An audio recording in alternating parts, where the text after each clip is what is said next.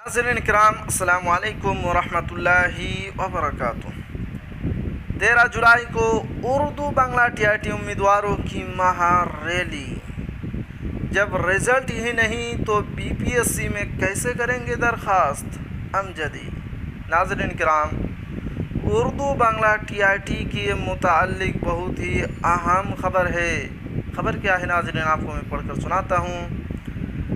पटना, 10 साल का अरसा गुजर जाने के बाद भी पूरे बिहार के उर्दू बांग्ला टीआईटी उम्मीदवार एक रिज़ल्ट के लिए तरस गए और ये साबित हो गया कि हम बीजेपी के डर से अजीम इत्तेहाद को वोट करते रहे, लेकिन हमारे मसाइल हल नहीं होंगे। जब इंसाफ ही नहीं करना था तो हाई कोर्ट और सुप्रीम कोर्ट से लीगल ओपिनियन क्यों मंगवाया गया? 5% कम करके रिज़ल्ट जारी करने वाला लेटर क्यों निकाला गया? क्या इसके पीछे हुकूमत का यही मकसद था कि इन तमाम चीज़ों में वक्त लगाया जाए और उम्मीदवारों की ज़िंदगी बर्बाद की जाए? ये बातें उर्दू बांग्ला टीआईटी सिंध के रियासती सदर मुफ्ती हसन रजा अमजदी ने अपने प्रेस बयान में कही है। उन्होंने ये भी कहा है कि 13 जुलाई को उर्दू टीआईटी उम्मीदवारों की फैसला कुन महारैली होगी, जिसमें पूरे बिहार के 1000 उम्मीदवार शरीक होंगे।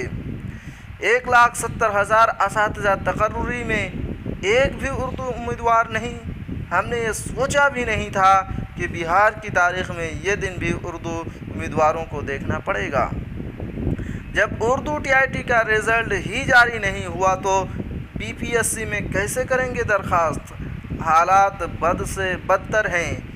दर्जनों बार वज़ीर आला, वज़ीर तालीम और महकमा तालीम के ज़रिया रिज़ल्ट जारी करने की यकीन दहानी कराई गई, लेकिन ओपिनियन और लेटर निकाला गया। इसके पीछे हुकूमत का मकसद क्या था? आखिर में यूनियन के रियासती सदर मुफ्ती हसन रजा अमजदी ने यह भी कहा कि पूरे बिहार के अक़लियती तबका और उर्दूदा तबका ये सवाल हुकूमत से पूछने लगे कि क्यों नहीं मिला 12,000 उर्दू बांग्ला टीआईटी उम्मीदवारों को इंसाफ। जब जनरल टीआईटी को पास किया गया 50% पर, तो फिर उर्दू टीआईटी के लिए 60% क्यों रखा गया? ये सवाल पूरा बिहार पूछ रहा है। अब करो या मरो की लड़ाई होगी।